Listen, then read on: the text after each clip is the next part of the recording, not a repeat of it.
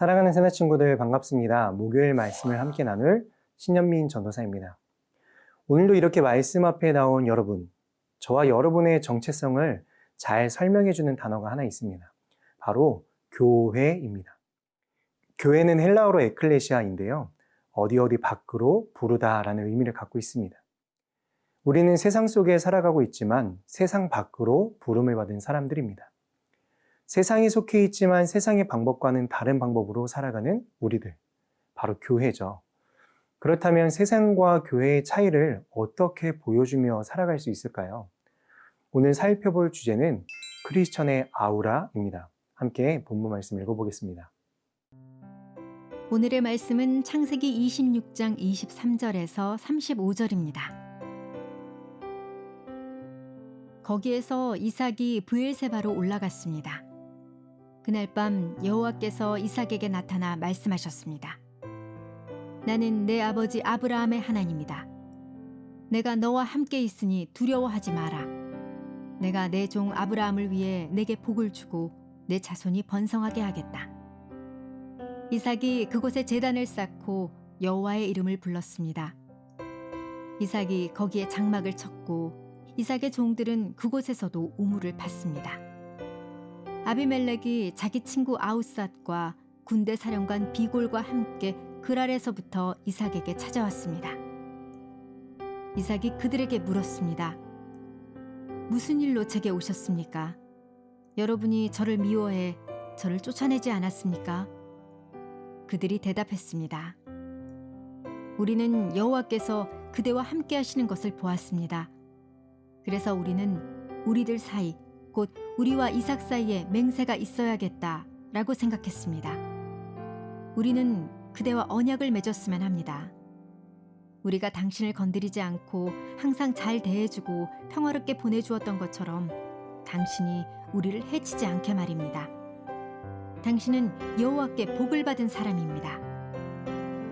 이삭이 그들에게 잔치를 베풀어서 그들이 먹고 마셨습니다. 다음 날 아침 일찍 그들은 서로 맹세했습니다. 이삭이 그들을 떠나보내니 그들은 평안히 돌아갔습니다. 바로 그날 이삭의 종들이 와서 자기들이 판 우물에 대해 이야기했습니다. 우리가 물을 발견했습니다. 이삭이 그 우물을 세바라고 불렀습니다. 그리하여 그 마을의 이름이 오늘날까지 브엘세바라고 불립니다. 에서는 40세에 햇사람 브에리의 딸 유딕과 햇사람 엘론의 딸 바스맛을 아내로 맞이했습니다. 이 두 여자는 이삭과 리브가에게 근심거리였습니다. 28절 말씀 함께 읽겠습니다. 그들이 대답했습니다. 우리는 여호와께서 그대와 함께 하시는 것을 보았습니다. 그래서 우리는 우리들 사이, 곧 우리와 이삭 사이에 맹세가 있어야겠다라고 생각했습니다. 우리는 그대와 언약을 맺었으면 합니다. 아비멜렉은 이삭이 어디를 가든지 하나님이 그를 형통하게 하심을 보고는 이삭에 대한 두려움을 느꼈습니다. 그래서 이삭과 조약을 맺기 위해 찾아왔습니다. 어제 말씀 기억하나요?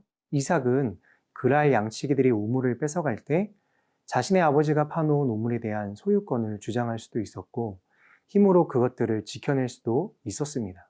하지만 그렇지 않았죠. 자신을 대적하는 자들과 싸우지 않고 오히려 손해를 감수하면서까지 이리저리 옮겨 다녔습니다.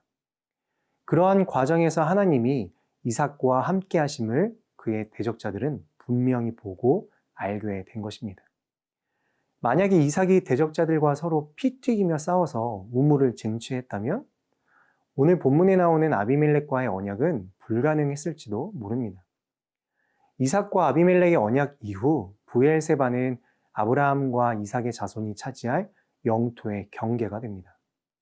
이처럼 하나님이 함께 하시는 언약 백성은 하나님이 보호하시고 형통하게 하시기 때문에 주변 사람들도 결국 인정하지 않을 수가 없습니다.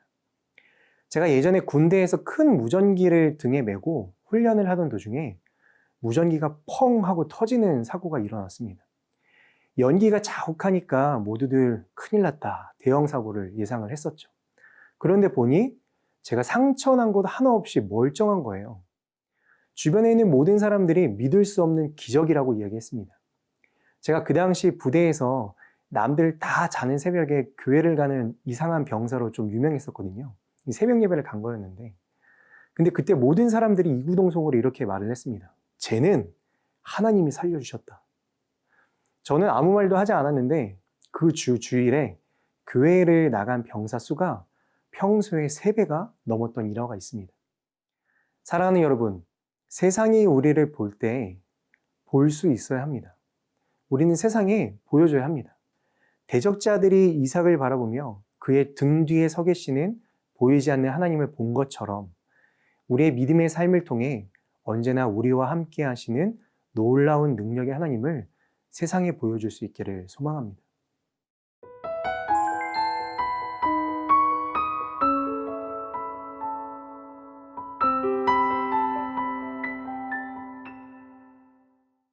아비멜렉과 언약을 맺은 바로 그날 종들이 판 우물에서 물이 나왔고 이삭은 그곳을 맹세를 뜻하는 세바라고 이름 지었습니다. 우물을 뜻하는 브엘과 합해져 맹세의 우물이라는 브엘세바가 된 것입니다. 이 이름은 우물이 상징하는 풍요와 하나님의 창조와 언약을 동시에 떠올리게 합니다. 그래서 하나님을 기억하고 주님과 동행하는 사람이 얼마나 복된가를 잘 보여줍니다. 하지만 그의 아들 에서는 언약 백성답지 않은 모습을 보이며 가나안 사람들, 하나님이 멀리하라 하셨던 이방 민족 중에서 2명의 아내를 맞이했습니다. 34절 말씀 함께 읽겠습니다.